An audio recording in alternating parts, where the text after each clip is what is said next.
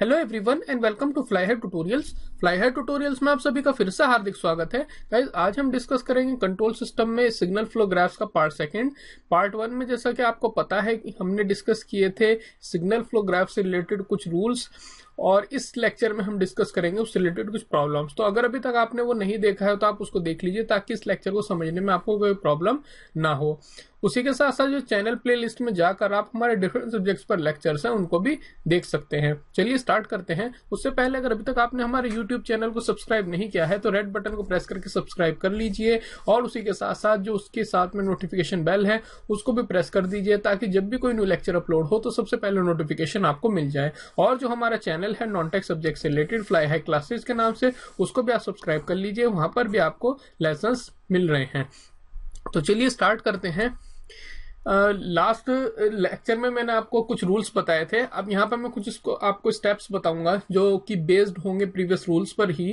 तो सबसे पहले कुछ स्टेप्स को ध्यान में रखना है जब भी आप एसएफजी यानी कि सिग्नल फ्लो ग्राफ से रिलेटेड प्रॉब्लम को सॉल्व करें। तो पहला क्या आपको काम करना है, कोई भी आपको सिग्नल फ्लो ग्राफ दिया है तो सबसे पहले आपको फाइंड आउट करने हैं जितने भी पॉसिबल फॉरवर्ड पाथ्स हैं। ठीक है, पॉसिबल फॉरवर्ड पाथ्स का मैं कॉन्सेप्ट आपको पहले बता चुका हूं कि फॉरवर्ड पाथ क्या होता है। तो फॉरवर्ड पाथ आपको निकालने हैं और उनको हम डिनोट करेंगे P1, P2, P3 as up to Pn, मतलब यहां तक जा सकते हैं हम। ठीक है, और उनके गेन को भी हमें कैलकुलेट करना है। ठीक है, फॉरवर्ड पाथ तो हमने कंसिडर कर लिया, और गेन आपको मैंने बताया था किसी भी फॉरवर्ड पाथ का गेन कैसे कैलकुलेट करेंगे। ठीक है, यानी कि जितनी ब्रांचेस आती जाएंगी उन सबके गेन को आप मल्टीप्लाई करेंगे तो आपको गेन मिल जाएगा।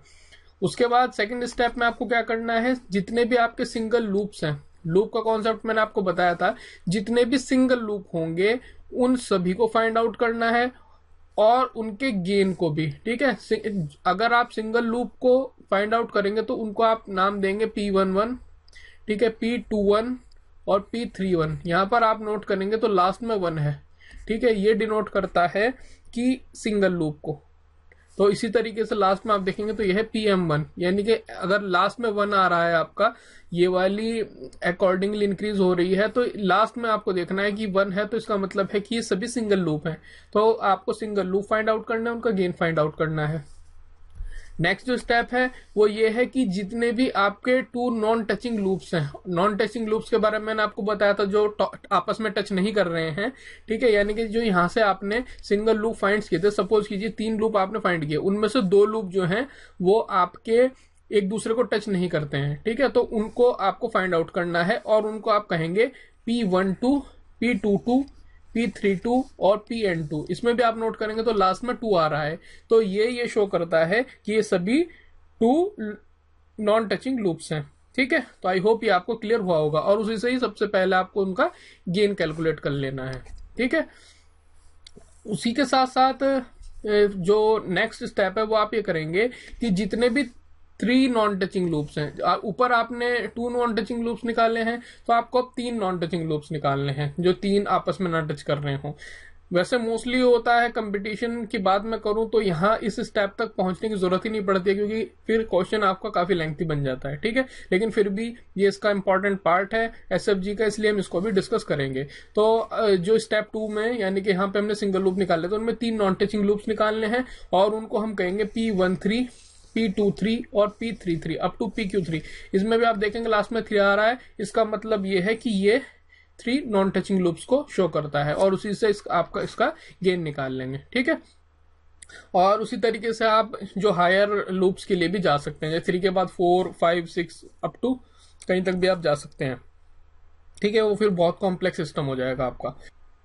उसके बाद फाइंड आउट करनी है आपको वैल्यू ऑफ डेल, और डेल क्या है मैंने आपको बताया था वो है सिस्टम डिटर्मिनेंट। और डेल किस तरीके से फाइंड आउट करते हैं बताया था, वो होगा 1 माइनस जितने भी आपके सिंगल लूप्स हैं सभी का एडिशन, प्लस जितने भी आपके 2 नॉन टचिंग लूप्स हैं उनका एडिशन, माइनस जितने भी आपके 3 नॉन टचिंग लूप्स हैं उनका एडिशन। ठीक है, और ये सभी साइन का भी आपको मैंने बताया था ध्यान में रखना है कि सारे ऑल्टरनेट हैं। ठीक है, यानी कि माइनस प्लस माइनस इस तरीके से।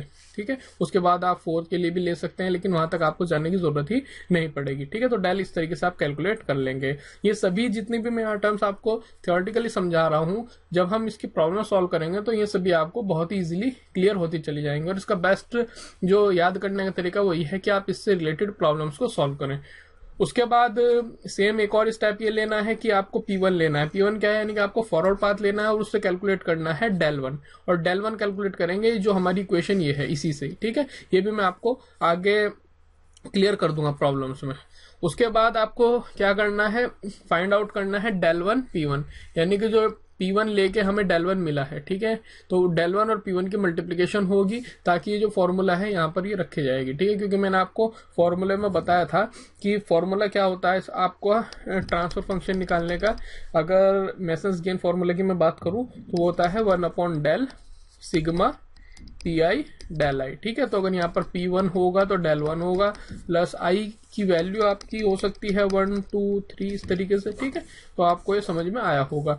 और उसी तरीके से आपको रिपीट करते रहना है यही स्टेप। रिपीट करने का मतलब क्या है, एक बार आपने P1 यानी कि फर्स्ट फॉरवर्ड पाथ के लिए लिया था, आप P2 के लिए लेंगे, P3 के लिए लेंगे और कैलकुलेट करते जाएंगे del2 del3 up to del n, और उसी से कैलकुलेट कर लेंगे आप del2 P2 plus del3 P3, इसी तरीके से आप कैलकुलेट कर सकते हैं। और फिर फॉर्मूला जो है आपका मेसन्स गेन फॉर्मूला, यहाँ पर आप इनको पुट करेंगे, यानी कि P1 del1 plus P2 del2 और अपॉन del, इससे आपका ट्रांसफर फंक्शन निकल जाएगा। अभी आपको घबराने की जरूरत नहीं है, ये जस्ट थियोरेटिकल पार्ट है। जब आप इसके प्रॉब्लम्स की तरफ आएंगे तो आप देखेंगे कि ये सभी स्टेप्स कितनी आसानी से सॉल्व किए जा सकते हैं। तो चलिए स्टार्ट करते हैं कुछ प्रॉब्लम्स को। तो जो फर्स्ट प्रॉब्लम आपको यहाँ पर दी गई है उसको आप देखिए।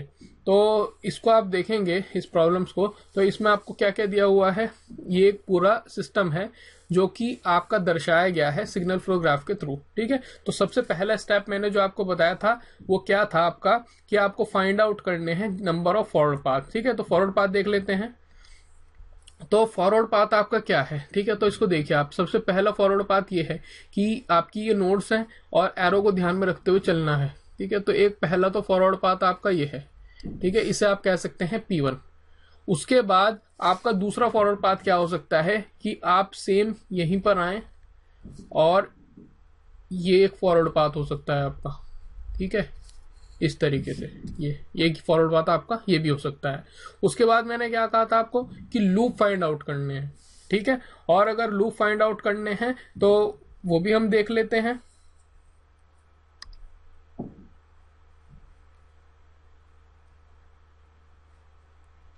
तो अगर मैं लूप की बात करूं तो लूप आपके कौन कौन से हो जाएंगे, आप यहां पे देखिए। एक लूप तो आपका ये है, ठीक है, एक लूप आपका ये हो गया। दूसरा लूप आपका ये है, इस वाली नोड से लेके ये वाली नोड तक, दो लूप हो गए हैं। उसके बाद एक तीसरा लूप आपका ये भी है।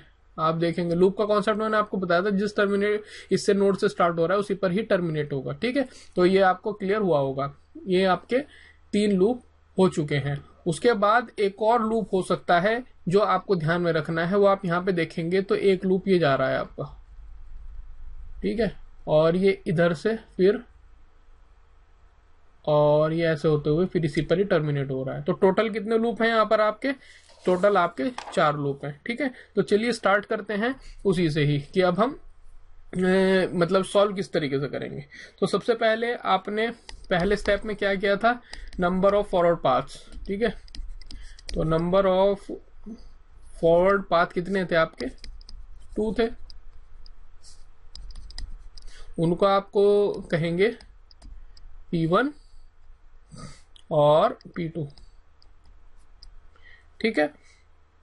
अब P1 और P2 आपने निकाल लिए हैं, अब इनका गेन भी निकाल लीजिए। तो P1 इज इक्वल टू कितना होगा, यानी कि पाथ P1 के लिए गेन कितना हो जाएगा, जो भी इसके वे में आ रहे हैं उनके ब्रांच गेन को आप मल्टीप्लाई कर दीजिए, ठीक है। यानी कि G1 आ रहा है एक, फिर उसके बाद G2 आ रहा है, फिर उसके बाद G5 ये अबव के लिए है, फिर ठीक है, फिर उसके बाद G3 आ रहा है, फिर G4 आ रहा है।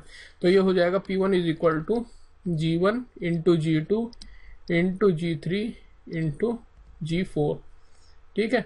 उसी के साथ साथ अगर आप P2 निकाल लेंगे, यानी कि जो दूसरा फॉरवर्ड पाथ है उसका गेन निकाल लेंगे, तो वो क्या है कि आप इसमें देखिए कि पाथ आपका मैंने पहले बताया था ये है आपका, ठीक है। तो यहाँ पर आप देखेंगे तो ये G1, उसके बाद ये इस वाली नोड पर आके यहाँ से अबव हो रहा है, ठीक है। तो ये हो जाएगा आपका G1 इंटू G5, उसके बाद 1 की मल्टीप्लाई है, ठीक है। तो दूसरा हो जाएगा आपका G1 इंटू G5, ठीक है।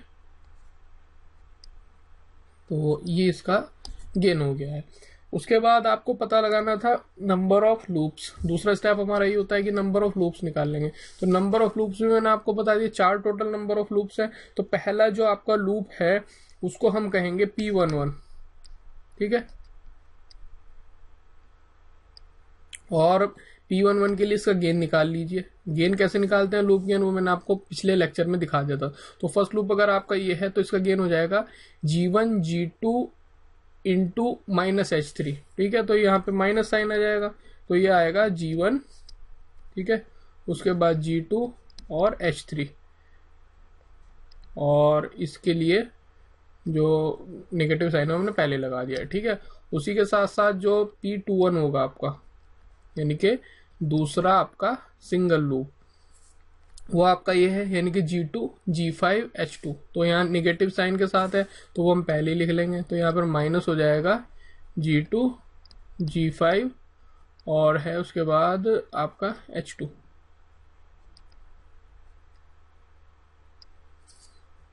उसके बाद आप P31 कैलकुलेट कर सकते हैं इसी तरीके से। तो P31 आप कैसे निकाल लेंगे, वो है आपका तीसरा लूप, वो ये है, यानी कि G4 H1 और माइनस के साथ में है तो यहाँ पर आ जाएगा माइनस का G4 H1, ठीक है। उसी के साथ साथ अब मेन जो इम्पोर्टेंट था मैंने आपको बताया था, वो है आपका फोर्थ लूप। तो फोर्थ लूप आपके किस तरीके से, देखिए यहाँ पर इसका गेन क्या होगा। तो G5 है, यहाँ इस नोड से लेके इस नोड तक G5 है गेन, ठीक है। उसके बाद है -H1, उसके बाद है -H2, ठीक है। तो ये हो जाएगा माइनस और माइनस प्लस हो जाएंगे, यानी कि H1 और H2 दोनों निगेटिव हैं, इनकी मल्टीप्लिकेशन होगी तो पॉजिटिव हो जाएंगे। तो ये हो जाएगा H1 into H2 into G5, ठीक है। तो आई होप ये आपको क्लियर हुए होंगे। उसके बाद हम देखेंगे स्टेप नंबर 3। तो स्टेप 3 में क्या होगा हमारा, स्टेप 3 में मैंने आपको बताया था कि क्या कैलकुलेट करते हैं हम, जितने भी 2 नॉन टचिंग लूप्स हैं, ठीक है। तो 2 नॉन टचिंग लूप्स आपके क्या हो जाएंगे, तो 2 नॉन टचिंग लूप्स आपके यहाँ पे देखिए आपके टोटल 4 लूप थे। तो अगर आप फर्स्ट लूप को देखेंगे, अगर इसको फर्स्ट कहूँ, इसको सेकेंड, और ये थर्ड, और ये फोर्थ, ठीक है। तो फर्स्ट और थर्ड इनको देखेंगे आप, तो इनके बीच में कोई भी कॉमन नोड नहीं है। तो कॉमन नोड नहीं है इसका मतलब ये दोनों ही आपके अलग अलग हैं। तो यानी कि जो आपका पहला है, यानी कि पहला जो 2 नॉन टचिंग लूप्स हैं वो है आपका P11 इंटू P31, ठीक है। यानी कि फर्स्ट वाला और थर्ड वाला आपका आपस में, इनमें कोई भी नोड कॉमन नहीं है, तो इन आप एक दूसरे को टच नहीं कर रहे हैं। यह है इसका मतलब। इसका गेन निकाल लीजिए। इसका गेन आपने पहले भी कैलकुलेट करा था, एक बार आप फिर लिख सकते हैं, वो है -G1 G2 H3 इंटू इसका है -G4 H1, ठीक है। मल्टीप्लाई आप करेंगे तो हो जाएगा G1 G2 G4 H1 H3, सभी पॉजिटिव में हो जाएंगे क्योंकि दोनों नेगेटिव साइन है। तो इस तरीके से आपने निकाल लिया total number of 2 non touching loops. इसके अलावा आप देखेंगे तो बाकी सभी लूप जो हैं वो एक दूसरे को टच कर रहे हैं। देखिए आप फर्स्ट और सेकंड की बात करें तो इनमें भी एक नोड कॉमन है, ठीक है। और सेकंड और थर्ड की बात करें तो ये भी टच कर रहे हैं एक दूसरे को, वाले नोड कॉमन है इनमें। और आप फर्स्ट के साथ में फोर्थ को देखें, सेकंड के साथ में फोर्थ को देखें, या फोर्थ के साथ में थर्ड को देखें, तो सभी एक दूसरे को टच कर रहे हैं इन दोनों फर्स्ट और थर्ड लूप को छोड़ के। तो इनमें सिर्फ यही एक 2 नॉन टचिंग लूप्स की कैटेगरी में आता है, ठीक है। उसके बाद आपको जो फोर्थ स्टेप था वो था आपका 3 नॉन टचिंग लूप्स, ठीक है। तो 3 नॉन टचिंग लूप्स आप निकाल लेंगे तो आप यहाँ पर देखेंगे कि कोई भी आपको ऐसा नहीं मिलेगा कि जो 3 नॉन टचिंग लूप्स हो, ठीक है। तो इस स्टेप को हम स्किप कर सकते हैं। उसके बाद हमें क्या कैलकुलेट करना है, उसके बाद हमें कैलकुलेट करनी है वैल्यू ऑफ डेल। और डेल की वैल्यू मैंने आपको निकालना बताया था। तो डेल इज इक्वल टू था 1 minus P11 plus P21 plus P31 plus P41, ठीक है। यानी कि जितने भी नंबर ऑफ आपके वो थे सिंगल लूप्स थे, ठीक है। उसके बाद आप अल्टरनेट साइन के साथ चलेंगे और 2 नॉन टचिंग लूप्स, तो वो एक ही है।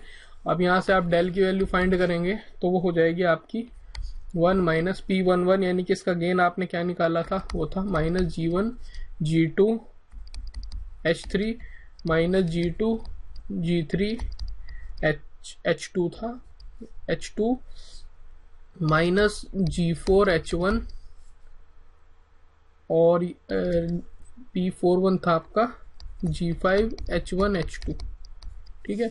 और P21 अभी आपने पीछे कैलकुलेट किया है, वो क्या है आपका G1 G2 H1 H3, ठीक है। इसको आप सॉल्व करेंगे, सॉल्व करने का मतलब क्या है कि इस नेगेटिव साइन को अंदर प्रोसीड करेंगे तो आपको डेल की वैल्यू मिल जाएगी, ठीक है। उसके बाद आपको मैंने क्या कहा था कि आपको फाइंड आउट करनी है वैल्यू ऑफ डेल 1 और डेल 2 की, ठीक है। यानी कि छठा स्टेप जो था वो थी कि डेल 1 और डेल 2 की वैल्यू आपको फाइंड आउट करनी है। और वो कैसे फाइंड आउट करेंगे, क्योंकि इसमें क्या डेल 1 और डेल 2 क्यों कैलकुलेट कर रहे हैं, क्योंकि यहाँ पर P1 और P2 दो फॉरवर्ड पाथ हैं आपकी, इसीलिए डेल 1 और डेल 2 कैलकुलेट होगी। और डेल 1 और डेल 2 कैलकुलेट कैसी होगी, उसके लिए आप लेंगे सबसे पहले P1 को, ठीक है। तो अगर आपने P1 को लिया है तो उससे आपकी डेल कैसे कैलकुलेट होगी, तो उस केस में डेल इज इक्वल टू हो जाएगा आपका 1 माइनस और वही सेम, यानी कि आपके जितने भी सिंगल लूप हैं, ठीक है, आप फॉरवर्ड उसमें आप देखेंगे कि टच नहीं कर रहे हैं आपके उसको, ठीक है। तो यहाँ पर इसकी वैल्यू 0 हो जाएगी,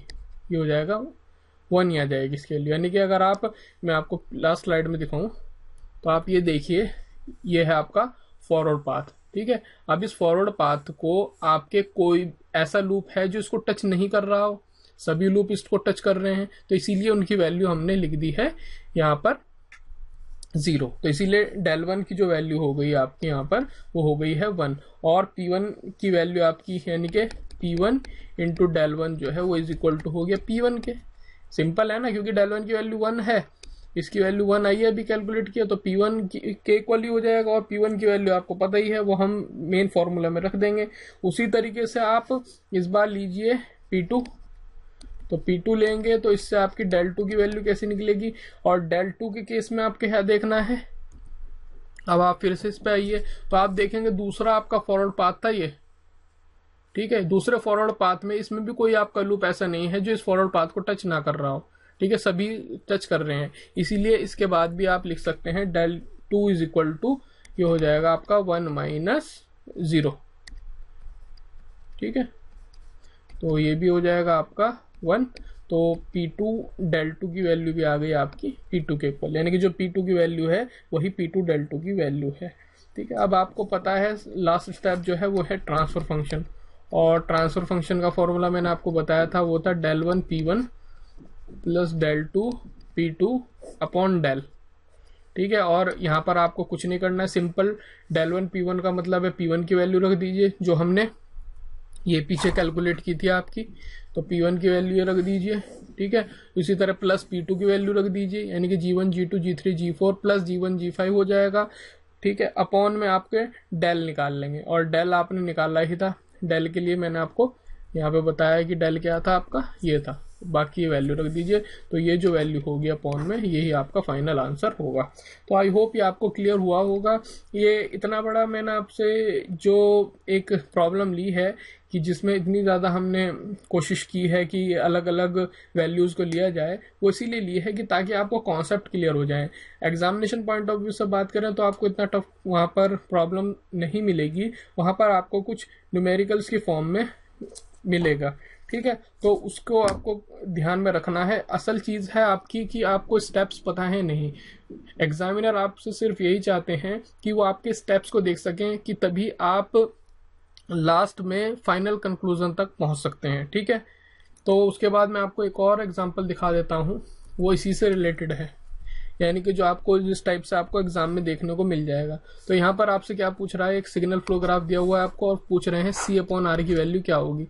तो C/R की वैल्यू आपको निकालनी है। तो सबसे पहला स्टेप आपको क्या था, आपको फाइंड करने थे जितने भी फॉरवर्ड पाथ हैं। तो इस केस में आप फॉरवर्ड पाथ निकालेंगे तो कितने फॉरवर्ड पाथ हैं आप देखिए।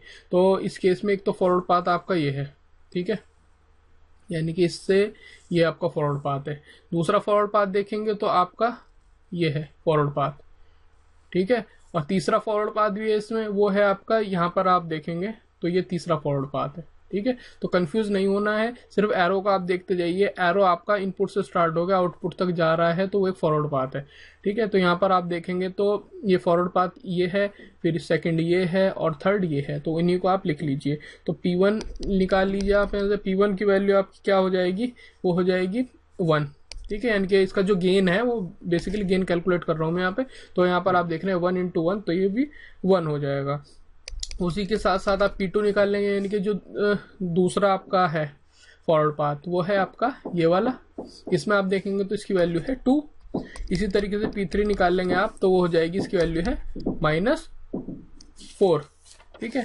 तो उसी से आप ने तीनों फॉरवर्ड पाथ निकाल लिए। अब आपको फाइंड करने हैं दूसरा नंबर ऑफ लूप्स, और नंबर ऑफ लूप्स आपको फाइंड करने हैं। तो आप यहाँ पर देखिए कि अगर इस लूप को आप लें तो ये लूप नहीं है, क्योंकि ये इस नोड से स्टार्ट हो रहा है लेकिन इस पर टर्मिनेट नहीं हो रहा है, ठीक है। इसी तरीके से आप ये लेंगे तो इसका मतलब क्या है, यहाँ पर कोई भी लूप नहीं है, ठीक है। तो यहाँ पर आप लिख सकते हैं नो लूप, ठीक है, कोई भी लूप इसमें नहीं है। तो इसीलिए अगर कोई लूप नहीं है तो डेल की वैल्यू क्या हो जाएगी आपकी 1 माइनस, यानी कि ये भी चीज 0 और अदर तो 0 हो ही जाएंगी। तो सिंपल आप कह सकते हैं कि डेल की वैल्यू आपकी आ गई 1, ठीक है। और उसी के साथ साथ फिर आपको 2 नॉन टचिंग लूप्स का कॉन्सेप्ट भी नहीं बचता है, ये सब चीज आपकी यहाँ पर स्किप हो जाएंगी। उसके बाद आपको निकालना है डेल 1, ठीक है, डेल 1, और निकालना है आपको किससे, P1 से। उसी आप देखेंगे कि डेल 1 के लिए आप देखेंगे तो कोई लूप नहीं है, तो इसकी वैल्यू भी यहाँ पर 1 हो जाएगी। इसी तरह डेल 2 की वैल्यू 1, डेल 3 की भी 1 और डेल 4 की भी 1।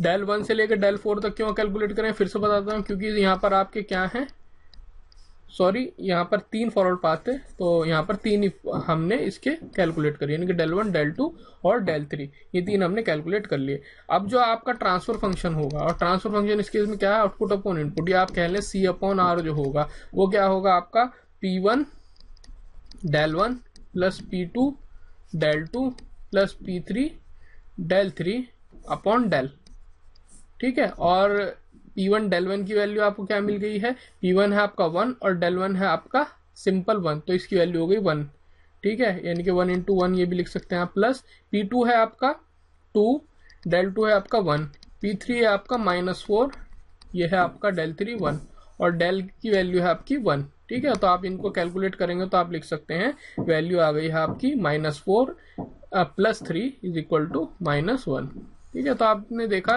कि C/R की वैल्यू आ गई है -1। तो आपको अगर कंपटीशन लेवल की बात करूं मैं, जैसे कि आपका इसरो का एग्जाम है, इवन गेट का एग्जाम है, तो कुछ इसी टाइप के आपको क्वेश्चंस वहां पर आपको देखने को मिलेंगे। तो आई होप कि आपको क्लियर हुआ होगा पूरा कॉन्सेप्ट जो मैं आपको फर्स्ट लेक्चर से बता रहा हूं, वही सब अगर आपको ध्यान है तो आप देख रहे हैं कि विद इन फ्यू मिनट्स, मुश्किल से आपको 1 मिनट नहीं लगेगा इस तरीके की प्रॉब्लम्स को सॉल्व करने में, और आप आसानी से नंबर्स या मार्क्स गेन कर सकते हैं। उसके बाद एक और एग्जांपल अगर आपको मैं दिखाऊं तो यहाँ पर आप देखिए आपका SFG दिया हुआ है और आपको फाइंड करना है डेल की वैल्यू, ठीक है। तो डेल की वैल्यू आप फाइंड करते हैं, अगर आपने डेल का आपको फॉर्मूला पता है तो आपको पता है कि डेल के केस में आपका फॉरवर्ड पाथ कैलकुलेट नहीं होता है, ठीक है। फॉरवर्ड पाथ की जरूरत कब पड़ेगी आपको, जब आप ट्रांसफर फंक्शन निकालने हैं, तो इसीलिए वो स्टेप आप स्किप एक तरीके से कर सकते हैं। लेकिन अगर आप लेना है इन जनरल तो आप क्या लेंगे, एक फॉरवर्ड पाथ तो आपका ये है, ठीक है, और एक फॉरवर्ड पाथ आपका ये है, ठीक है।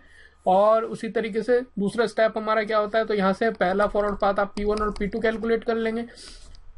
उसके बाद आप कैलकुलेट कर सकते हैं नंबर ऑफ लूप्स, ठीक है। तो नंबर ऑफ लूप्स के लिए आप P11 P21 कितने लूप्स हैं पहले आप ही कैलकुलेट कर लीजिए। तो एक लूप तो आपका ये है, सेकेंड लूप आपका ये है, ठीक है, और थर्ड लूप क्या है आपका ये वाला, ये भी एक लूप है, सेल्फ लूप, इसका कॉन्सेप्ट मैंने आपको लास्ट लेक्चर में बताया था।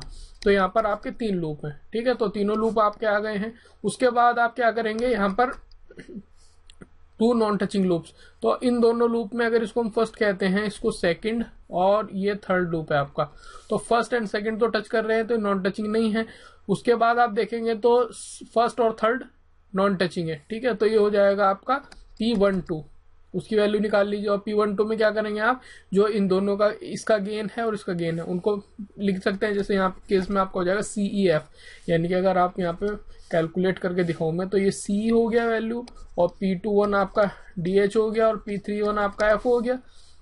P12 इसीलिए CEF हो जाएगा आपका, और P22 आपका क्या हो जाएगा, वो हो जाएगा ये वाला लूप सेकंड और थर्ड, ये दोनों टच नहीं कर रहे हैं, तो इनका गेन लिख दीजिए आप, यानी कि DHF। ठीक है, तो अब सिंपल आपका क्या है, डेल का फॉर्मूला वो है 1 minus P11 plus P21 plus P31 plus P12 plus P22।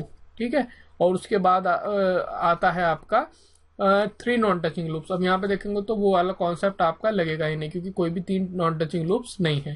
ठीक है, तो अब आप यहाँ पर आप सिंपल वैल्यू पुट कर दीजिए, तो हो जाएगा 1 माइनस आपका हो जाएगा P11 है आपका CE minus DH minus F plus CEF plus DHF। ठीक है, तो आपने देखा कि कितनी इजीली हमने इनको सॉल्व कर लिया है। ठीक है, अगर आपको सिर्फ रूल्स पता हैं तो बड़े ही आसानी से आप इन सभी को कैलकुलेट कर सकते हैं। तो इस तरीके के क्वेश्चंस आपसे एग्जाम में पूछे जाते हैं। एक और क्वेश्चन आपको दिखा देता हूं, तो ये क्वेश्चन जो है आपका गेट एग्जाम में पूछा गया है। ठीक है, तो यहाँ पर आपको सिग्नल फ्लो ग्राफ दिया हुआ है और आपको गेन फाइंड करना है x5 अपॉन x1। तो अगर आपने ट्रांसफर फंक्शन का आपको फॉर्मूला पता है तो उसमें आपको पता है कि ऊपर की साइड में आपका आता है फॉरवर्ड पाथ से रिलेटेड। ठीक है, तो वो आपको पता है, तो आप ये देखिए ऑप्शंस पर आप नजर डालिए। तो अगर आप ऑप्शंस को देखेंगे तो आपको 4 ऑप्शंस दिख रहे हैं। ठीक है, और हर एक में अगर आप इसका न्यूमरेटर देखेंगे तो वो डिफरेंट है। ठीक है, लेकिन अगर आपको पता है कि आपको ऊपर के साइड में आएगा फॉरवर्ड पाथ, तो आप सबसे पहले फॉरवर्ड पाथ यहाँ से कैलकुलेट कर लीजिए। ठीक है, फॉरवर्ड पाथ आप देखेंगे तो फॉरवर्ड पाथ एक ही फॉरवर्ड पाथ है यहाँ पर, और उसकी वैल्यू क्या है, उसके गेन की ABCD। ठीक है, तो अगर आपको जस्ट ये पता लग गया कि ABCD आपका फॉरवर्ड पाथ है और वो फॉर्मूले में ऊपर की साइड आता है। ठीक है, तो आप जस्ट ऑप्शन को देख के भी यहाँ पर देखिए आप टिक कर सकते हैं, तो आपका करेक्ट आंसर ये हो जाएगा। आपको बाकी को सॉल्व करने की भी जरूरत नहीं है। और अगर सॉल्व करना है तो वही मेथड है जो मैंने आपको प्रीवियस उसमें एग्जांपल्स में बताया है कि आप क्या करेंगे, नंबर ऑफ फॉरवर्ड पाथ हमने कैलकुलेट कर लिया है, उसके बाद हम क्या करेंगे, नंबर ऑफ लूप्स, एक लूप ये है, दूसरा ये है, और थर्ड लूप ये है। ठीक है, इनको लिख लीजिए। उसके बाद 2 नॉन टचिंग लूप्स हो गए हैं, तो उसमें आप देखेंगे तो पहला लूप आपका क्या है, DE, फिर है CF, फिर है DG। तो ये सब आ गए हैं यहाँ पर आपके डिनोमिनेटर में सॉरी। और उसी के साथ साथ आपका आता है 2 नॉन टचिंग लूप्स। तो आप देखेंगे कि अगर ये फर्स्ट है और ये थर्ड है, ये सेकंड है, तो फर्स्ट और थर्ड आपके नॉन टचिंग है, तो DE और DG इन दोनों की मल्टीप्लिकेशन होगी और वो भी यहाँ पर आई हुई है। ठीक है, तो विद इन फ्यू सेकंड आप इसको टिक कर सकते हैं। तो आई होप कि आपको क्लियर हुआ होगा। एग्जाम में अगर आपके इस टाइप के क्वेश्चन आ जाएं तो विद इन फ्यू सेकंड आप इनको कर सकते हैं। तो मुझे बताइए कमेंट करके कि आपको लेक्चर कैसा लगा है, पसंद आया है तो लाइक जरूर कीजिए। लाइक करने से आपके हमें मोटिवेशन मिलता है, पता लगता है आपको कितना पसंद आ रहा है। शेयर कीजिए अपने फ्रेंड्स के साथ में, और यूट्यूब चैनल को अभी तक सब्सक्राइब नहीं किया है तो सब्सक्राइब कर लीजिए। फेसबुक पेज को आप हमारे लाइक कीजिए और ट्विटर पर फॉलो कीजिए। लिंक सभी के मैंने डिस्क्रिप्शन में दिए हुए हैं। तो देखने के लिए आप सभी का बहुत बहुत धन्यवाद। आप सभी का समय शुभ रहे। Thank you very much.